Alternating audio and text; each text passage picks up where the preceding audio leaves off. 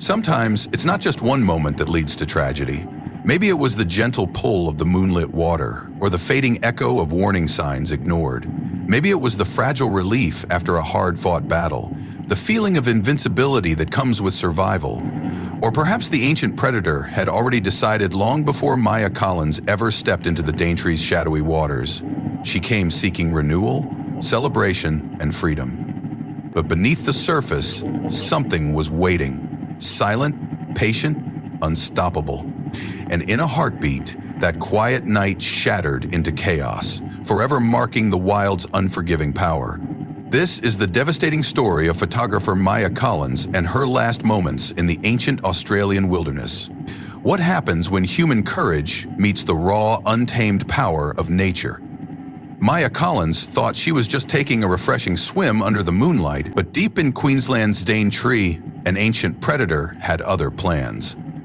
Stay with us as we unravel the chilling true story of survival, loss, and the harsh realities of wildlife that refuse to be tamed. Maya Collins was a force of nature, brilliant, untamed, and driven by an insatiable passion to capture the world through her lens.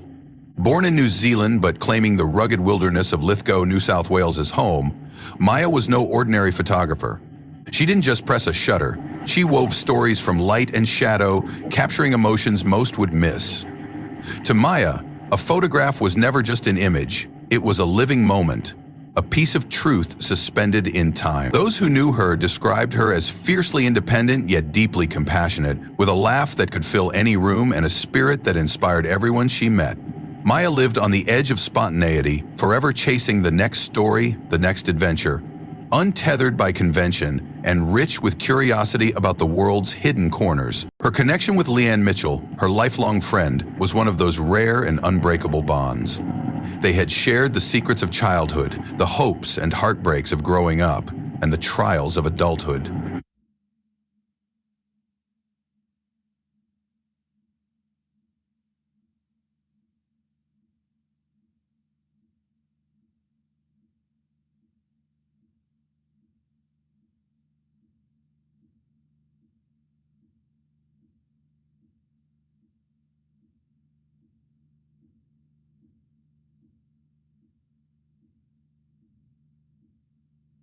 And 4 months of self-discipline, argument and discipline, performance encounters and comradeship.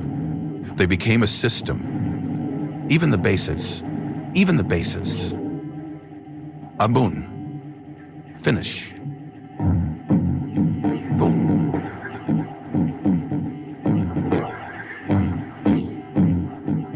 Leanne had just emerged victorious from a brutal battle with cancer, and this trip was meant to be a renewal, a shedding of past pain, a celebration of life itself.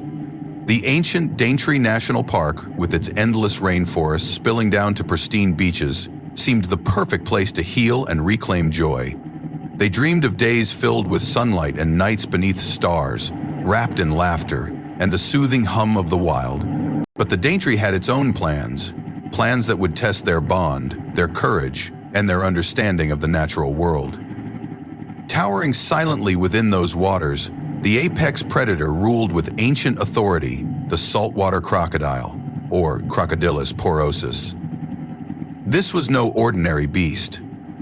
Males could grow to over 20 feet long and weigh more than a ton, living tanks armored in jagged scales, powered by tails capable of propelling them with explosive speed. Their bite force, surpassing 3,700 pounds per square inch, was the strongest in the animal kingdom, capable of crushing bones with terrifying ease. Evolution had crafted a creature perfectly adapted for survival, a living relic from a prehistoric era.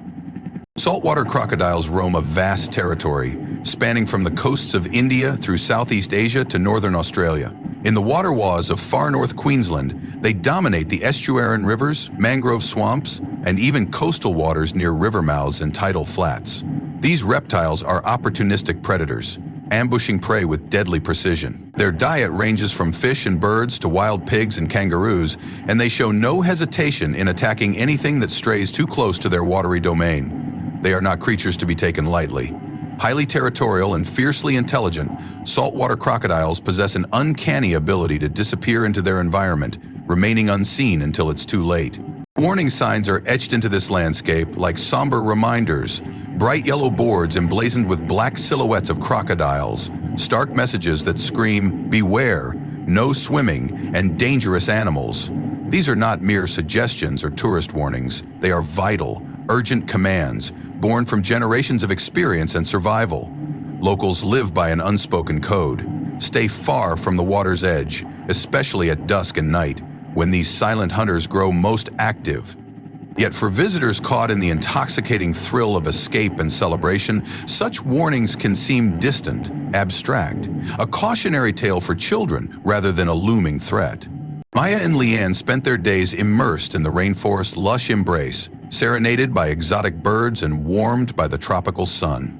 The joy of Leanne's recovery wove through every moment like a golden thread, lifting spirits high and casting shadows of invincibility. It was a joy so profound that it dulled their awareness, numbing them to the quiet presence of danger. Perhaps it was the seductive pull of the moonlit water, its cool darkness whispering an irresistible invitation for a late-night swim. Despite the many visible warnings scattered along Thorn Beach, and the well-known fact that these waters were prime crocodile territory, a fateful decision was made. On that warm Sunday night in late May of 2016, at around 10:30, Maya and Leanne waded into the waist-deep water beneath the shimmering moon. The air was heavy with salt and damp earth. The gentle waves beckoned like a cool embrace after a day of celebration.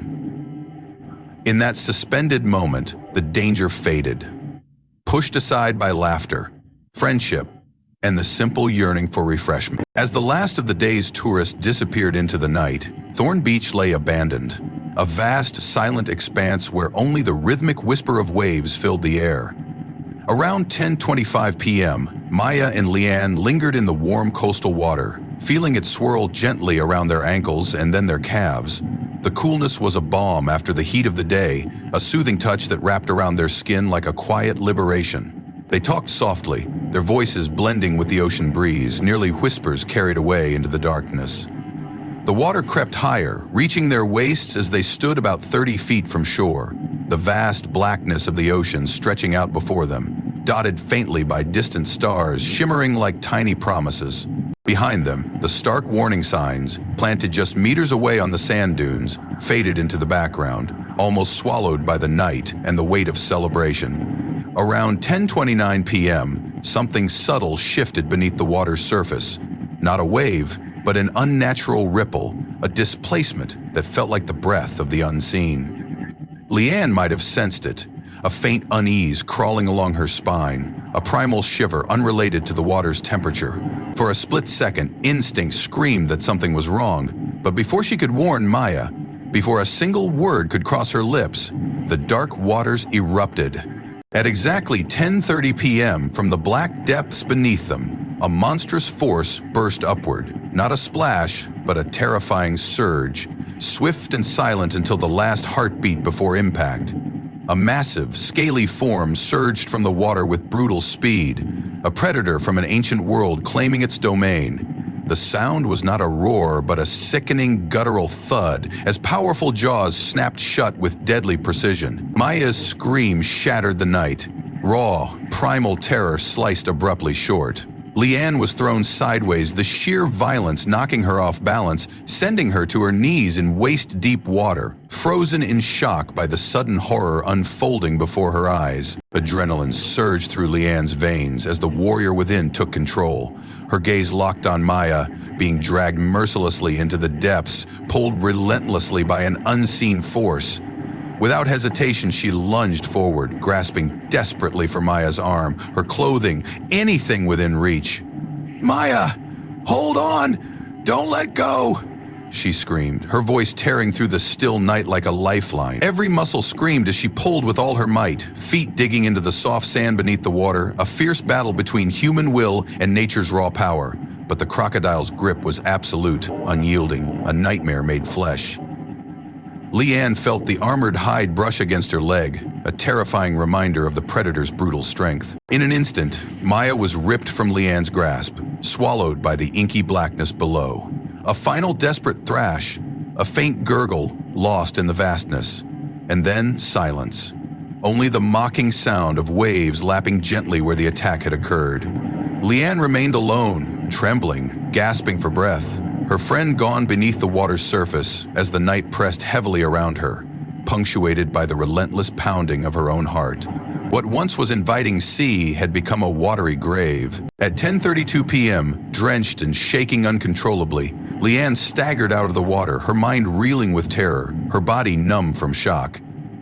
Each step up the soft beach sand was a monumental struggle, her desperate thoughts screaming, "Get help, now!"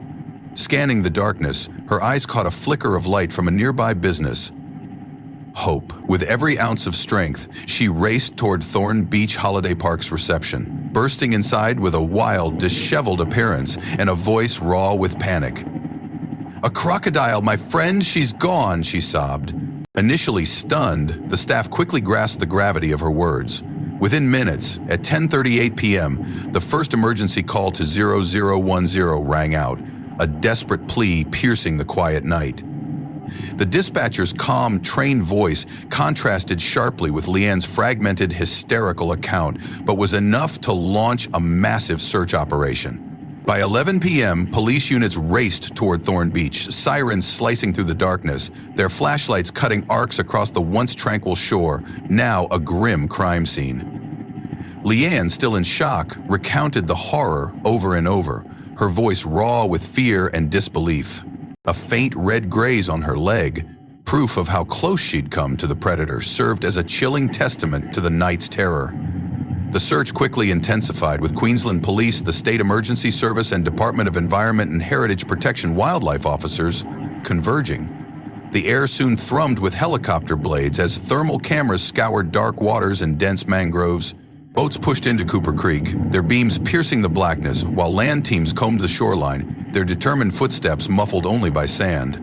Though witness accounts were few due to the late hour, Leanne's raw, terrified narration painted a chilling picture.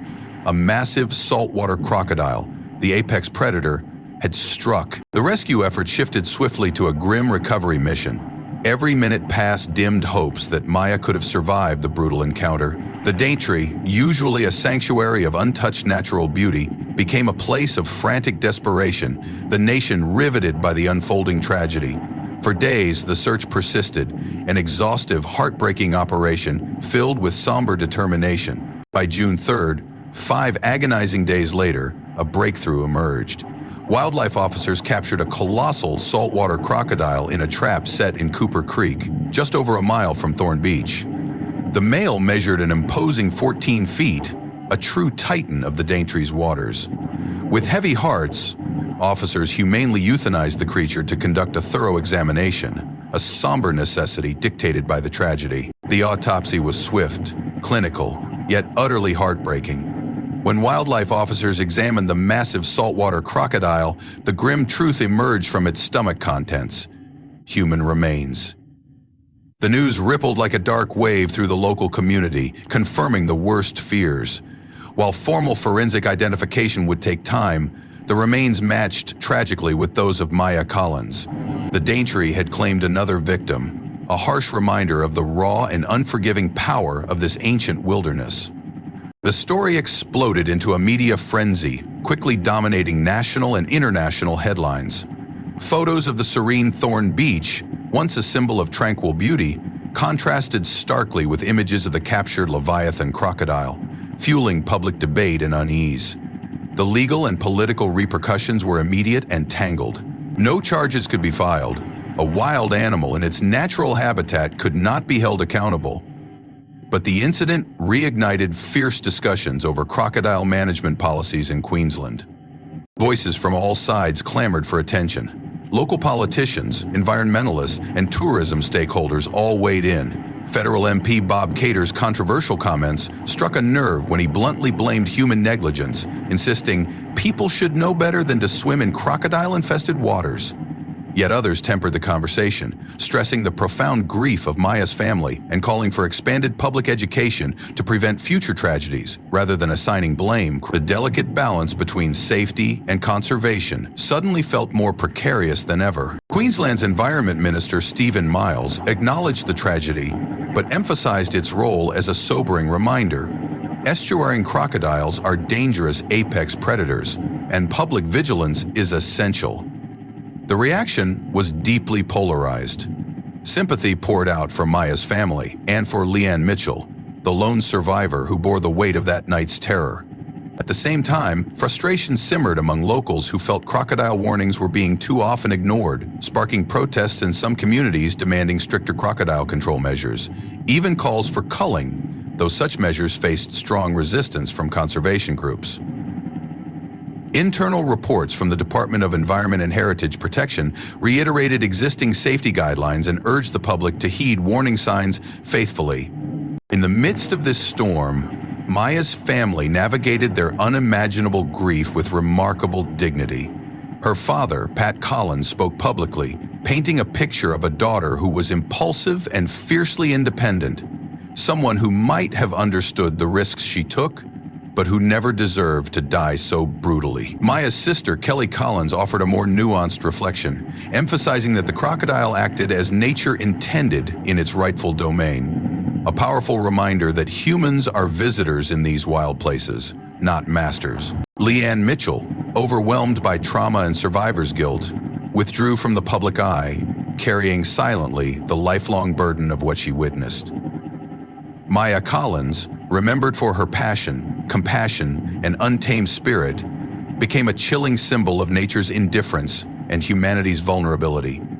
Her death stood as a stark testament to the consequences of ignoring the most fundamental warnings from the wild. The Daintree endures, its ancient rainforest clinging defiantly to the coast, its waters still alive with countless creatures, both beautiful and deadly. The warning signs remain, their messages now heavier with meaning for anyone who stops to truly read them.